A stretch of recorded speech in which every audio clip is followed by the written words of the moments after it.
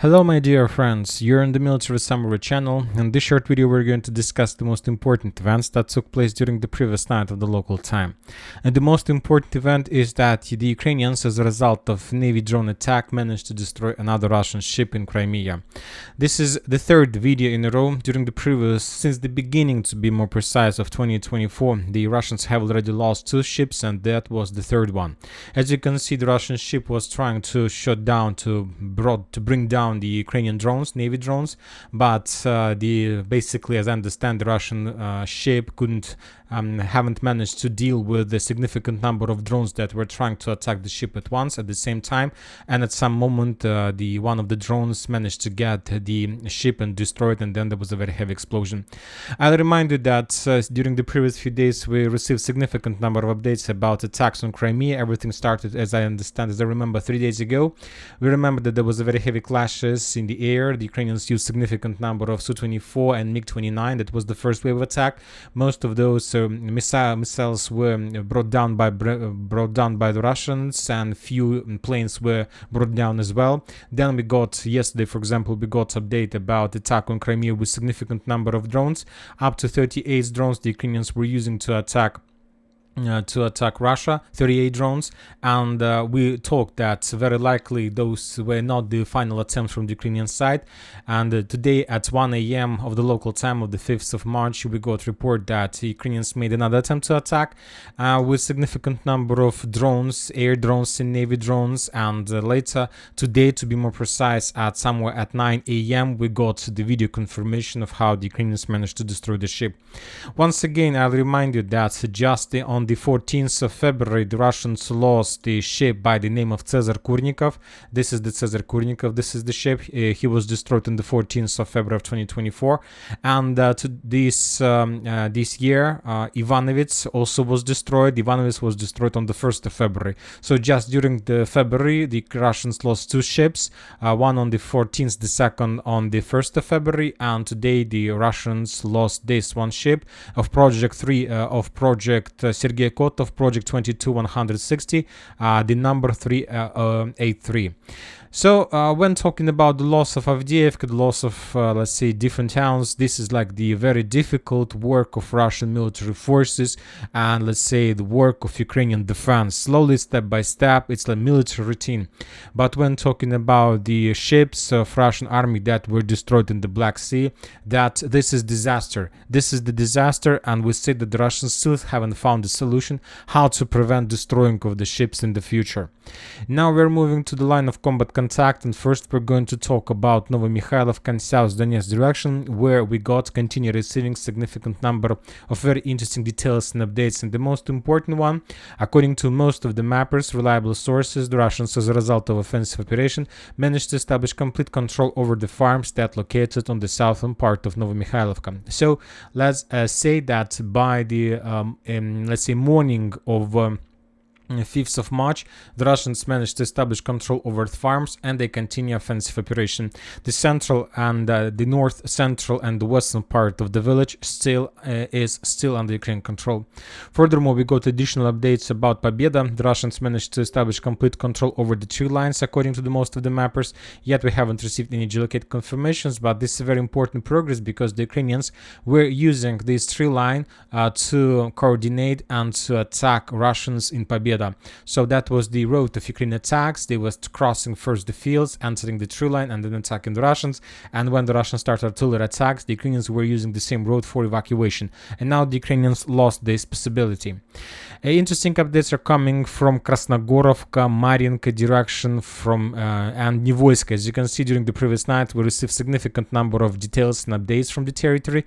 Now let's start. First of all, the Russians, according to information we have, managed to break through the Ukrainian defense belt in Georgievka, and as a result of offensive operation, the Russians managed to establish control not just over the trenches and fortifications to the south of Osikova water reservoir, but also the Russians managed to enter the central part of Georgievka and to establish control over the first buildings in Молодежная Street. So approximately this is the progress of the armed forces of Russian Federation by the morning of 5th of March. Very significant and very big progress, very huge advances, you can see. If this information confirms confirms, then we can say that Ukrainians have significant problems and sooner or later they will be forced to fall back. Furthermore, we got a significant number of videos confirming destroyed Ukrainian artillery forces. On this video, we see how the Russians managed to destroy, let's see, Ukrainian 2S1 artillery system as a result of Krasnohorivka hit. On this video, for example, we can see the Russians discovered, and after that they attacked with one hit. The artillery system of armored forces of Ukraine was destroyed. And this is the video from a better angle and better zoom. Furthermore, between Georgievka and Krasnohorivka, we got additional videos of destroyed forces. On this video, the Russians destroyed D-20 howitzer of armored forces of Ukraine as a result of Krasnohorivka hit as well. Have you mentioned that the Russians start using Krasnohorivka massively since the beginning of spring? And a little bit behind to the D-20 howitzer, the Russians destroyed the United States M198 howitzer that was located in the vicinity of Gostre. This is important updates because all these attacks took place on the 24th in March, on the 4th of March, on the 3rd of March. We see that the Russians managed to suppress Ukrainian artillery, and that allowed the Russians to conduct safe offensives, and as a result of those offensives to establish control over more than around 50% of Georgievka and to continue advancing in direction of Krasnohorivka itself. As we discussed during the previous videos, we have some let's say unconfirmed progress of the Russians in the village or in the town. This is approximately the area of Russian control without geolocations, and according to information we have, the Russians continue offensive operation, and as a result of another waves of attack, they managed to establish control over these trenches. So let's say by the morning of the 5th of March, the Russians control something like this. This is very important advance because the Russians currently managed to get the railways, and now they're about to start the next wave of attack inside of Krasnohorivka. So if the Russians cross the railways and establish a powerful foothold on this side of the railways, this is going to be the end of Krasnohorivka. Furthermore, we got another video of the use of FAB inside of the village. As a result of strike, the Russians managed to destroy another artillery positions or maybe some command centers or headquarters. From the other side, we see that the Russians continue offensive in the vicinity of Nivoyska, trying to suppress the Ukrainian positions. We received significant number of geolocations from Pervomaiska, from Nivoyska itself, and from the area behind Nivoyska. On this video, we can see the Russians discovered the FPV drone operator position. Two, let's say, soldiers, two Ukrainian soldiers who were operating the drones. The Russians discovered their, let's say, area, and as a result of artillery strike, that, let's say, car track was destroyed, probably with operators. A little bit to the east, the Russians discovered the Ukrainian tank that was attacking the Russian forces in the vicinity of Nivoyska from the hidden positions, and as a result of Lancet strike, that tank was destroyed as well. So we see complete superiority from the Russian side. We see a very powerful pressure on the line between Pervomaiska to Pobeda. 1, 2, 3, 4, 5 geolocations of destroyed artillery systems we received just during the previous 24 hours. We see significant progress in Georgievka and Krasnohorivka, and of course there is a significant progress we need to wait in Nivoyska itself. On this video we can see how the Ukrainians try to redeploy some reinforcements and reserves inside of the village, and they would try to stretch those forces along the line of combat contact in some hidden positions to attack the Russian offensive forces.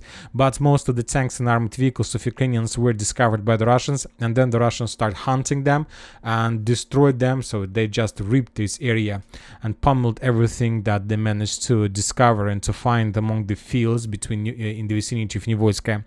Furthermore, the Russians have additional progress inside of Pervomaiska. According to very reliable mappers, the Russians continue advancing further in direction of the northwestern part, and currently, as a result of offensive, the Russians control something like this. And we see, based on all these geolocations, that the Russians launched, let's say, the next phase of the special military operation, the next phase of offensive on Donetsk direction, and currently this attack includes the areas from Pobeda, Georgievka, Krasnohorivka, and Pervomaiska. So this area is going to be will have the main focus during the next months, as I see according to geolocations. Once again, currently the Russians are trying and doing everything they can with the purpose to establish control over this part of the foothold between Krasnohorivka and Marinka. So, and to do this, the Russians a few days ago started offensive in direction of Krasnohorivka itself, and by that attack they managed to cut these supply roads, and by moving further to Georgievka, the Russians want to establish fire control over this road as well, and then the Ukrainian forces inside of this small, let's say, artillery pocket between the water reservoirs and Russian positions will got into operational encirclement, and sooner or later will be forced to fall back towards Maximilianovka, Gostra, or maybe further in direction of Kurakhova. So the next few days we're going to receive a lot of updates. Now we're moving to Krasnohorivka. Still no updates, no progress to be more precise from the line Tonenka, Orlovka and Stepova Berdichi. The video we got from the area shows that the Russians managed to get as close as possible to Abrams base engineering machine. Probably these days, today they will evacuate this machine and they will send this machine to the Red Square. So today this engineering machine will be evacuated only if the Ukrainians destroy the machine with FPV drones. Ivanovska, we start receiving lots of bad piece of news for the Ukrainians, and the most important that the Russians start publishing the videos with significant number of prisoners of war. So the Ukrainians start not just falling back, the Ukrainians start also surrendering in this area. We got additional updates about the Russian progress, and currently, according to mappers, not to let's say any geo-confirmed updates, the Russians control something like this in the area, which is around more than 50%. Obviously, it's already maybe 50 or even let's say it's about maybe 60 or even 70% of the village, and Ivanovska is about to fall. Very difficult to understand how long the Ukrainians are able to hold the territory, but sooner or later they will be forced to step back. The Ukrainians tried to redeploy additional reinforcements and reserves to Chasov Yar, but the Russians established strong control over the city because the city is not so big. The Ukrainians, we see, don't have almost nothing to show from their air defense perspective.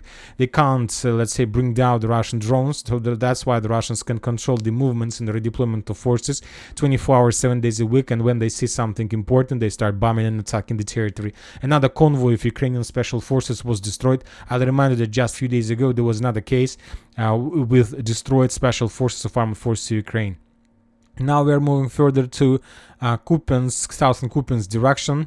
As you can see on let's say Siversk direction, we got lots of icons with the skull. We will not watch the videos because most of them shows the losses either from the Russian from the Ukrainian side. On this video we can see how the Ukrainians killed the Russian prisoners of war, and on other videos we can see the losses among the Ukrainians as a result of clashes and artillery strikes. The sources reported that the Russians managed to, it's the third day in a row the Russian sources reported about additional progress in direction of Terny, and third day in a row the Russians report that they managed to enter the village, and currently the clashes are taking place on the outskirts or on the eastern part of the village. So let's wait for more geolocations to see whether it's true or not. Now let's move and let's discuss some political events. We got lots of updates from Ukraine.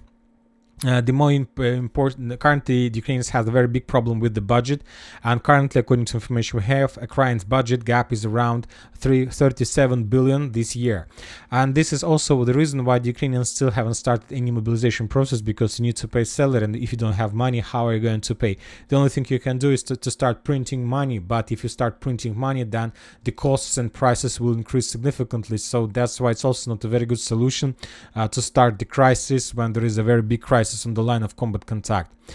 Furthermore, the source reported that Zelensky and top military leaders don't know where to get thousands of new soldiers. They failed mobilization, and the losses are very heavy, and they need to get more, but a lot of Ukrainians have already left Ukraine to save their lives, and from the other side they need to keep some people on the ground to support the economy, to support production, the level of production they have. And from the other side, we got today updated information from the Rybar military expert. According to him, the losses of the Ukrainians by the 5th of March is around 603,000 people. According to the Ministry of Defense, the number was, they reported a few days ago about the losses on the level of 444,000 few days ago.